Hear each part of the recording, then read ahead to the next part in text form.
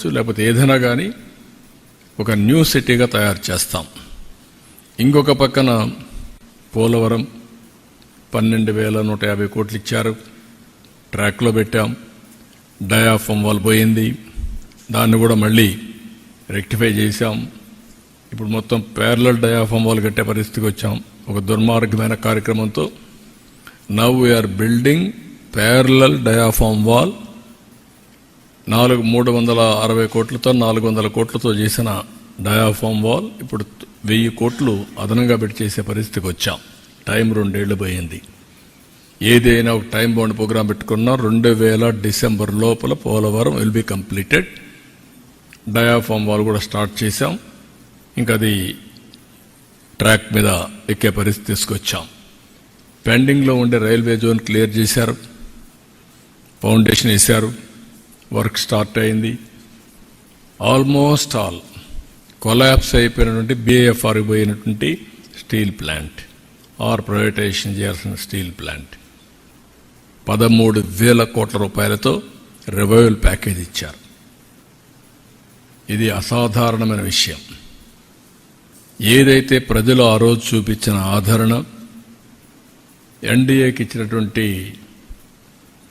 ఒక విధంగా చెప్పాలంటే ల్యాండ్ స్లైడ్ విక్టరీ, ఈరోజు ఈ ప్రాజెక్టు కూడా రివైవ్ చేసే పరిస్థితికి వచ్చాం. దాన్ని ఫోకస్ చేస్తాం. మళ్ళీ విశాఖపట్నం ఆంధ్రుల హక్కు, ఆత్మ గౌరవాన్ని కాపాడే ప్రాజెక్ట్ ఇది. దీన్ని ఏం చేయాలో చేసి ముందుకు తీసుకెళ్తాం.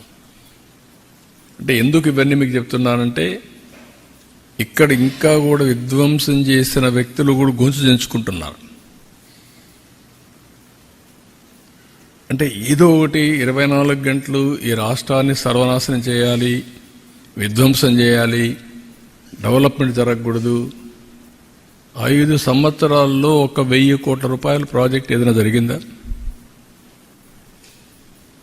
ఉండే ప్రాజెక్టులు వెళ్ళిపోయినాయి. ఎక్కడికో మీరు చూస్తే ఇక్కడ పెట్టాలని పేట్రియాటిక్ ఫీలింగ్తో వచ్చిన అమర్ రాజా లాంటి ఫ్యాక్టరీల్ని తరిమేసే పరిస్థితికి వచ్చారు. ఆస్తుల్ని రాయించుకునే పరిస్థితికి వచ్చారు, కబ్జా చేసే పరిస్థితికి వచ్చారు. 3-4 డికేడ్లు సంపాదించిన ఆస్తులు కూడా రాసేసుకునే పరిస్థితికి వచ్చారు సెటిల్మెంట్లో. అవన్నీ మళ్ళీ నేను మాట్లాడుతూ డైవర్షన్ రావడం కరెక్ట్ కాదు. అవన్నీ కూడా సెట్ చేస్తున్నాం. నా ఎయిమ్ ఏంటంటే మెయిన్గా మీరు మొన్న కూడా మీకు GSTP ప్రజెంటేషన్ చేశాను. నా ప్రతి ఒక్క ఎఫర్ట్ కామన్ మ్యాన్ ఆదాయం ఎట్లా పెంచుతాం, కామన్ మ్యాన్కి మెరుగైన జీవన ప్రమాణాలు ఏ విధంగా ఇస్తాం అనేది మెయిన్ ఫోకస్ కింద పెట్టుకున్నాను. అందుకే మీరు చూస్తే 23-24 వరకు 2,37,951 రూపాయలు తలసరి ఆదాయం. అది ఈరోజు 24-25కి 2,68,653 రూపాయలు అయింది. దీన్ని అల్టిమేట్గా మన చేతుల్లో ఉంది.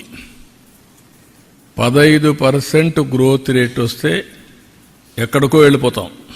అంటే 2047కు 58 లక్షల రూపాయలు తలసరి ఆదాయం వస్తుంది.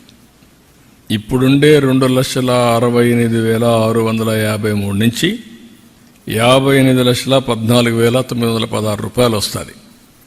ఎప్పుడు కంటిన్యూగా CAGR 15% పెరిగితే. లాస్ట్ 5 ఏళ్లలో CAGR 13.5% పెరిగాం. ఇటీవల ఈ గవర్నమెంట్ వచ్చినాక 10% పడిపోయింది. ఇప్పుడు ఈ 1 ఇయర్లోనే 12.94%కి వచ్చాం. అంటే 13%కి వచ్చాం. ఇంకా 2% పెరగాలి. నా ప్రయత్నాలన్నీ కూడా అటు ఇండస్ట్రీ, సర్వీస్ సెక్టర్, అగ్రికల్చర్ అన్నీ కూడా సంపద సృష్టించడానికి ఉపయోగపడాలి. తలసరి ఆదాయం పెరగాలి, రాష్ట్ర స్థూల ఆదాయం పెరగాలి.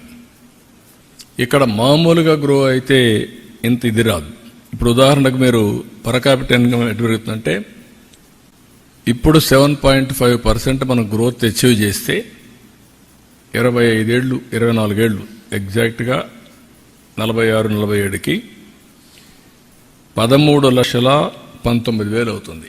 అంటే 4.9 టైమ్స్ పెరుగుతుంది. అదే 10% అచీవ్ చేస్తే 21,87,000 అవుతుంది. అంటే 8%, 8.14 టైమ్స్ పెరుగుతుంది. అదే 12.50 పెరిగితే 35,85,000 అవుతుంది.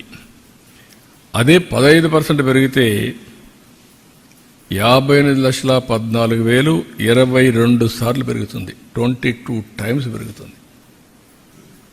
That is the calculations we are working. ఇది జరగాలంటే టెక్నాలజీ రావాలి, ఇంటిగ్రేట్ కావాలి, సర్వీస్ సెక్టర్ పెరగాలి, టూరిజం పెరగాలి, వ్యవసాయాన్ని ఆధునిక రంగంగా తీసుకెళ్ళాలి. ఇంకొక పక్క వ్యవసాయ రంగాన్ని కూడా ఆధునీకరణ చేయడమే కాకుండా ఏ పంటల్లో ఎక్కువ ఆదాయం వస్తాయో ఆ పంటలకు వెళ్ళాలి ప్రపంచం మొత్తం అందించడానికి. ఉదాహరణకు ఆంధ్రప్రదేశ్లో ఒక అడ్వాంటేజ్ ఉంది. అక్వాకల్చర్ ఒకప్పుడు